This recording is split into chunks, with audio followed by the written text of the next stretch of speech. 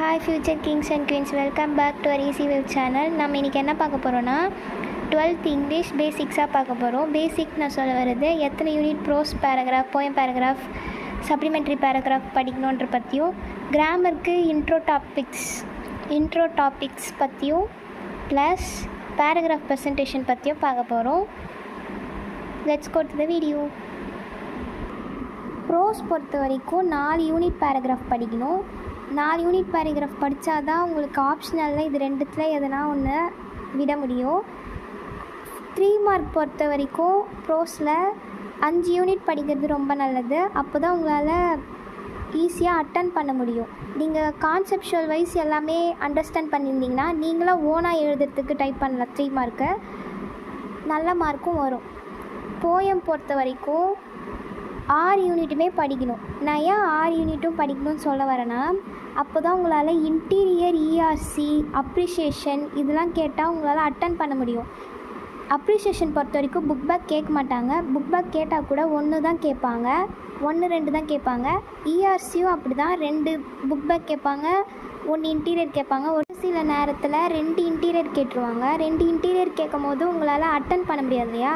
அதனால் நீங்கள் poem 6 யூனிட்டும் poem paragraph படிச்சிருந்தீங்கன்னா interior எதுனா கேட்கும் போது உங்களுக்கு எக்ஸ்ப்ளனேஷனும் நீங்களே எழுதிடலாம், எந்த போயம்லேருந்து வருதுன்றதை பற்றியும் நீங்களும் எழுதிடலாம். அதனால தான் 6 யூனிட் பேராகிராஃப் படிக்கிறது ரொம்ப சேஃப். 6 யூனிட் எல்லாமே படிக்கணும். ப்ரோஸ் பேராகிராஃப் ஃபஸ்ட் யூனிட் படிங்க, செகண்ட் யூனிட்டும் ஈஸியாக இருக்கும், தேர்ட் யூனிட்டும் ஈஸியாக இருக்கும், ஃபோர்த் யூனிட் கொஞ்சம் டஃப்பாக இருக்கும். அதனால் இப்போ திக்க வேணாம், படிக்கிறவங்க படிச்சுக்கோங்க. அதுக்கு பதில் நீங்கள் 5th யூனிட் படிச்சிடுங்க ப்ரோஸ். சப்ளிமெண்ட்ரி பொறுத்த வரைக்கும் 3 யூனிட் பேராகிராஃப் படித்தாலே போதும். மிச்சம் 3 இதுலேருந்து எதனா ஒரு பேராகிராஃப் வந்தால் கூட இந்த 3 யூனிட்லேருந்து நீங்கள் எழுதிடலாம். இப்போ கிராமர் இன்ட்ரோன்றது இந்த டாபிக்ஸ் எல்லாத்தையும் பற்றியும் நீங்கள் தெரிஞ்சிருக்கணும். ஒரு சில பேருக்குலாம் இந்த டாபிக் இருக்குது இல்லை அப்படின்றது பற்றி தெரியாது. அதனால தான் இந்த இன்ட்ரோ கிராமருக்கு. Direct, active voice, degree of comparison, conversion இது 4மே இம்பார்ட்டண்ட். இதுலேருந்து எது வந்தாலும் நீங்கள் எழுத தெரிஞ்சிருக்கணும். கிராமர் பொறுத்த வரைக்கும் புக் பேக் எக்ஸசைஸ் நல்லா தரவாக இருங்க. புக் பேக் எக்ஸசைஸ் சொல்ல வரது ஒரு ப்ரோஸுக்கு பின்னாடியும் இந்த மாதிரி புக் பேக் எக்ஸசைஸ் இருக்கும். அதே மாதிரி புக் பேக் எக்ஸசைஸ் இது மட்டும் இல்லாமல் வேறு ஒரு புக் பேக் எக்ஸசைஸும் இருக்குது. நீங்கள் இந்த புக்குக்கு பின்னாடியே ஒரு எக்ஸசைஸ் இருக்கும். ஒரு சில பேருக்குலாம் தெரியவே தெரியாது. பேஜ் நம்பர் 216 இருக்குது. கிராமர் எக்ஸசைஸ்னு கொடுத்துருப்பாங்க. இதில் டென்ஸு, அப்புறம் modal auxiliaries, reported speech, direct indirect ஸ்பீச்லாம் இருக்குது பார்த்தீங்களா? இதெல்லாம் சால்வ் பண்ணுங்கள். இதுலேருந்து மேபி கேட்கலனாலும் வருத்தப்பட வேணாம். நீங்கள் இதெல்லாம் சால்வ் பண்ணிட்டீங்கனாலே உங்களுக்கு உங்கள் மேலே நம்பிக்கை வந்துடும், இதெல்லாம் சால்வ் பண்ண தெரிஞ்சிடுச்சு அப்படின்ட்டு. இந்த மாதிரி இது மட்டும் இல்லாமல் ஸ்பாட் எரர், அப்புறம் ஆக்டிவ் வாய்ஸ், பாசிவ் வாய்ஸ், இந்த மாதிரி கிராமர் எக்ஸசைஸ் நிறைய இருக்குது. உங்கள் புக்குக்கு பின்னாடியே இருக்குது. ஒரு சில பேர் எக்ஸாமுக்கு முன்னாடி இந்த மாதிரி ஆத்தர் நேம், அப்புறம் ப்ரோஸோடைய நேம்லாம் படிக்காமல் போயிடுவாங்க. அதுக்காகவே புக் பின்னாடியே கொடுத்துருக்காங்க. பேஜ் நம்பர் 238 இருக்கும். சப்போஸ் உங்களால் படிக்க மறந்துட்டிங்கன்னா அப்போ நீங்கள் இதை எடுத்து பார்த்து படிச்சுக்கோங்க. முக்கியமாக போயம்க்கு ரொம்ப ரொம்ப முக்கியமாக தேவைப்படும் இந்த போயம் நேமும் ஆத்தர் நேமும்.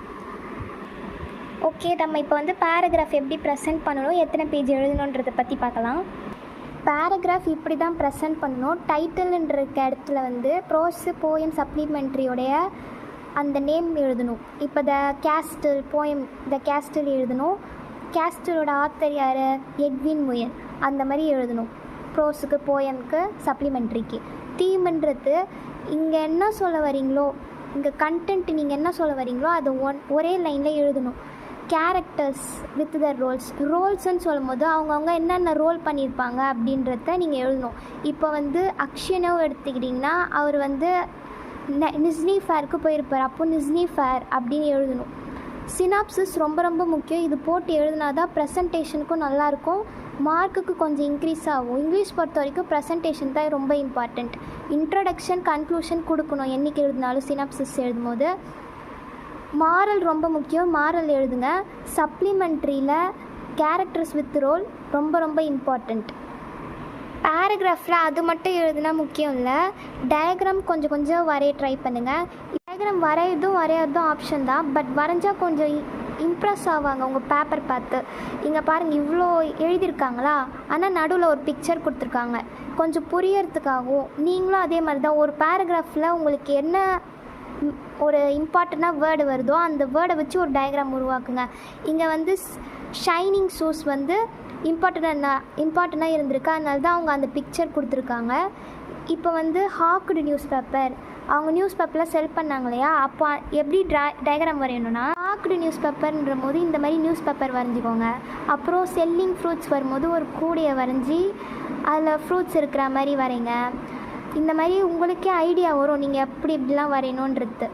ஸோ இந்த மாதிரி வரைஞ்சிங்கன்னா கொஞ்சம் இம்ப்ரெஸ் ஆவாங்க உங்கள் பேப்பரில். ப்ரெசன்டேஷன் தான் இங்கிலீஷ்க்கு பொறுத்த வரைக்கும் மார்க் இன்க்ரீஸ் ஆகும். எவ்வளோக்கு எவ்வளோ அழகாக கொடுக்குறீங்களோ அந்த அளவுக்கு உங்களுக்கு மார்க்கும் இன்க்ரீஸ் ஆகும். தேங்க்யூ.